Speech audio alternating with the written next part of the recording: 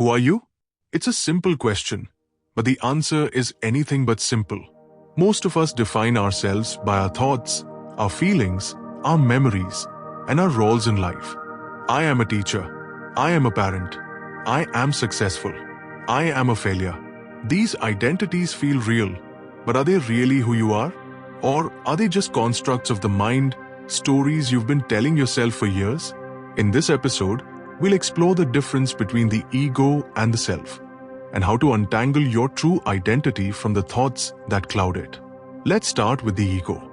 The ego is the part of you that identifies with your thoughts, your feelings, and your experiences.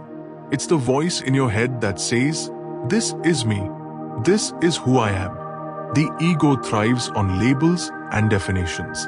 It wants to be something successful, loved, respected, admired, and it fears being nothing.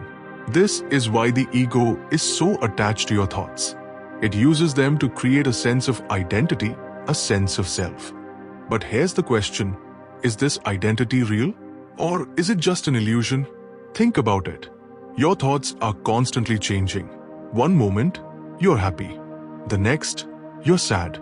One moment, you're confident. The next, you're filled with doubt. If your identity were truly based on your thoughts, wouldn't it change just as often? Wouldn't you be a different person every day, every hour, every minute? The truth is, your thoughts are not who you are. They're just mental events, temporary, fleeting, and often completely unrelated to your true self. So, if you're not your thoughts, who are you? This is where the self comes in. The self is the part of you that's always present, always aware. It's the part of you that notices your thoughts, your feelings, and your experiences without getting lost in them. The self is not defined by labels or roles. It doesn't need to be something. It simply is. And here's the key. The self is not something you need to create or achieve. It's something you already are. You just need to see it. Here's an exercise to try. Close your eyes if you can and just listen. Listen to the sounds around you.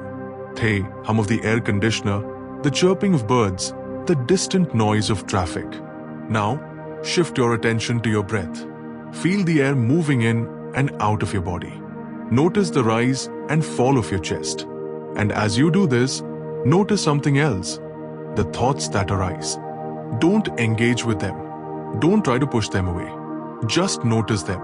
Say to yourself, "Oh, there's a thought." And then bring your attention back to your breath. This simple practice is the foundation of self-awareness.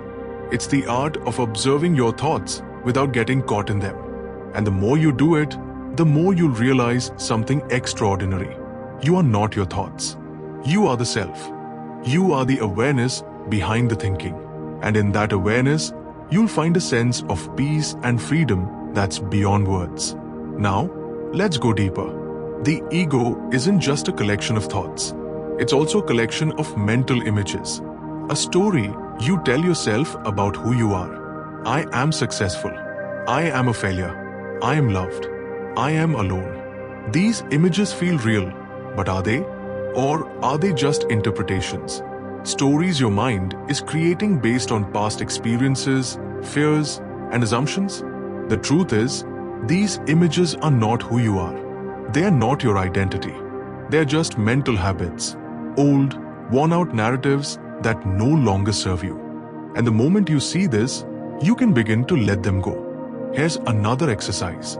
Think of an image you've been holding onto, an image of who you are or who you should be. Maybe it's an image of success, of love, of perfection. Now, imagine stepping back from that image. Imagine observing it from a distance, like a picture on a wall. Notice how it feels. Does the image still define you? Or does it feel smaller, less significant? This is the power of awareness. It allows you to see your images for what they really are, just thoughts, not facts. As you begin to question your images, something remarkable happens. You start to see through the illusions they create. You realize that much of what you believe about yourself is not true. It's just a story, a narrative your mind has created to make sense of the world. And in that realization, you find freedom. Freedom from the need to control. Freedom from the need to know. Freedom to simply be. In the next episode, we'll explore how to deepen this sense of freedom and uncover the true nature of the self. Until then, take a moment to observe the images your mind is holding on to. Notice them without judgment, without resistance, and without the need to believe them. And in that noticing, you'll find everything you've been looking for. This series aims to provide a deep, structured, and practical approach to dealing with existential crises using Upanishadic wisdom. It will blend philosophy, psychology, and real-life application, making the ancient texts relevant to modern struggles.